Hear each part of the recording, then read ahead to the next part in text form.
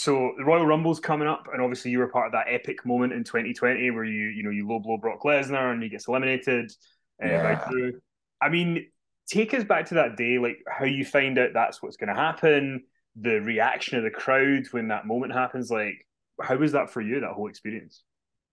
Um, Pretty crazy just to be a part of it.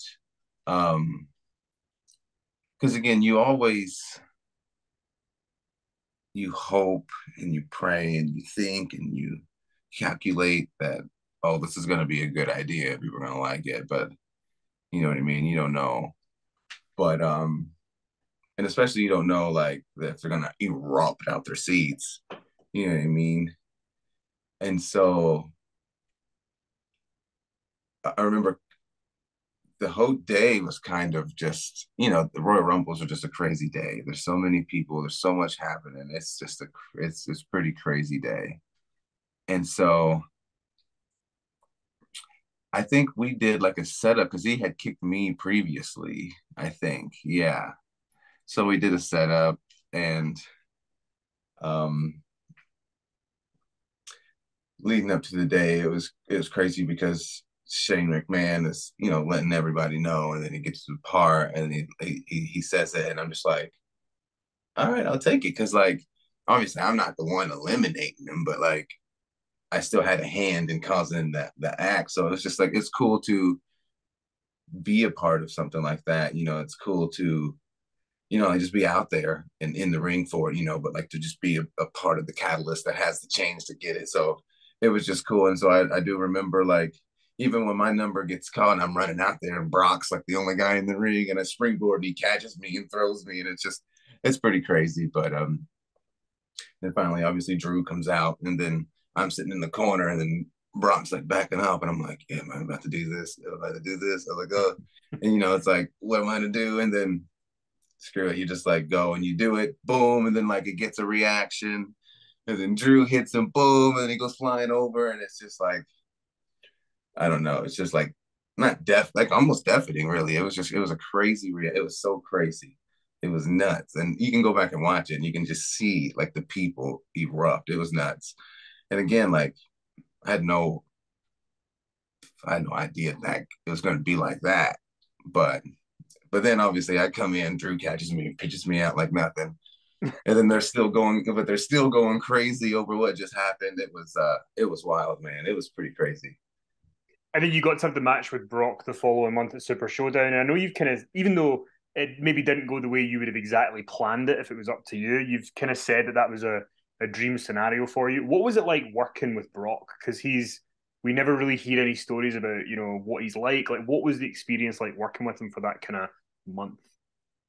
Um, he was, I mean, for the most part, he seemed to be like pretty chill and down with basically whatever was going on. So I can't really say anything bad. I mean, he was really cool, like and chill to work with. He everything like kind of happy. So yeah, cool, chill. And so it's kind of a pleasure to be honest with you. So yeah, it's pretty crazy when you see like Brock Lesnar out there and stuff, but then talking to him like he's a pleasant guy. So it's that was all pretty, yeah, like you said, it was a pretty crazy situation for me. Just thinking back to like everything, thinking back to again like watching Rock and Brock and SummerSlam '02 have that match. You know what I mean? To now, like it was pretty crazy. Yeah. And then just final thing is, you had that great match with Gunther on SmackDown recently, and it felt like that was really like this kind of renaissance moment for you because it was you in the ring for 20 plus minutes. And how did that feel for you to kind of get that spotlight and for you and him to, because obviously you had the match earlier in the year, you didn't get to do as much together, but this time it felt like you guys got to really, do a lot more.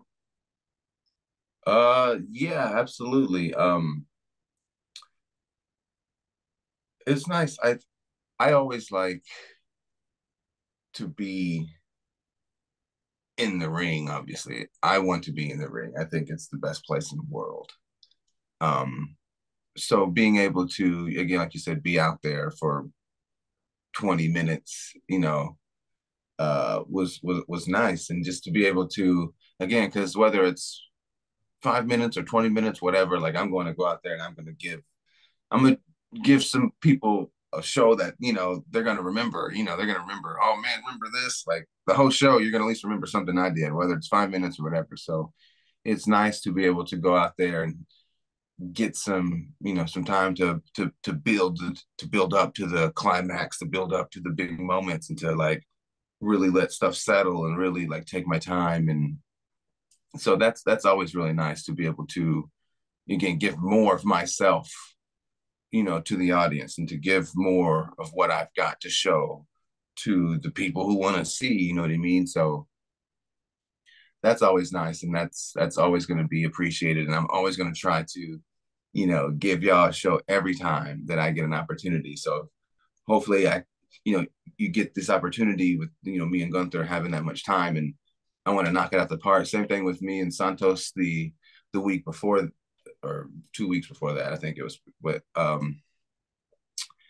Triple H had, pulled me aside and was like, this is the main event spot. You guys are asking for this spot, so I'm giving it to you. You know what I mean? So when you get those opportunities, you just got to you got to knock them out the park. You got to crush it so you can continue to keep getting those opportunities more and more. And as the future goes, you'll get them more often.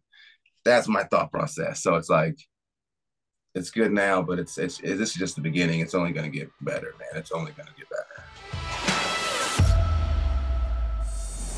I thought it was kind of a stab in the back that Vince was trying to make fun of Dad, and he might have very well been trying to do that. But anything that Dad always tackled, he got over 110%. So I mean, he's probably the only person that could get polka dots over.